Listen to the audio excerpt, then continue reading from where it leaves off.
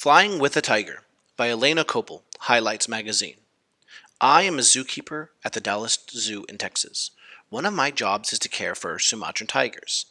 These tigers live in the wild on the island of Sumatra and in some other parts of Asia.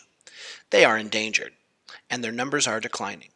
But zoos around the world keep a few of the big cats to teach people about tigers and to let tigers have cubs.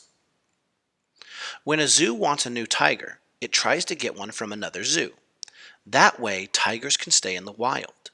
Some animals travel from zoo to zoo by truck, and some go by airplane. When we moved one of our tigers, a female named Skylar, to the San Francisco Zoo in California, she went by plane. I went along to keep her safe. Skylar in the sky.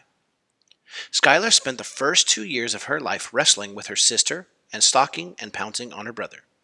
This is how tigers learn to hunt. By the age of 3, Skylar was old enough to leave her siblings and start her own family. That's what she would have done in the wild. Before Skylar could take to the skies, we needed to prepare her for the journey. We trained her to go into a shipping crate and let us close the door behind her. When she cooperated, we gave her an uncooked meatball, her favorite treat. Meatballs galore.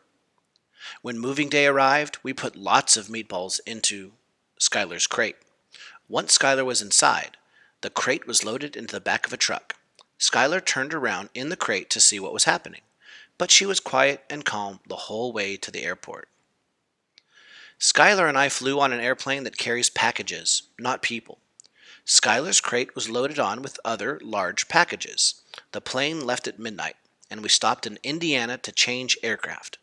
While we waited at the Indiana airport, I peeked into Skylar's crate. I was happy to see her sleeping peacefully. Our second plane landed in San Francisco at 8 o'clock in the morning. A zookeeper from the San Francisco Zoo met us and took us to Skylar's new home. I knew Skylar was nervous. She did not come out of the crate as quickly as she had gone in. She growled at her new zookeepers. We left her alone to calm down. Skylar's new keepers took me to see the tiger exhibit where Skylar would be living.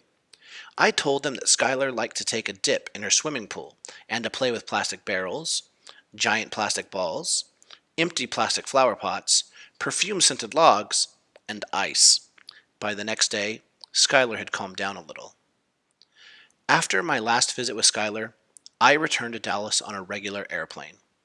I knew I would miss Skylar, but I hoped that she would like her new zoo and teach the people of San Francisco about the wildlife of Asia. I hoped she would start a new family, too. More tigers in the wild. Months later, Skylar gave birth to 3 male cubs. She is a good mom, and she has brought more Sumatran tigers into the world. Maybe one day her cubs will be dads, and there will be even more of these beautiful creatures.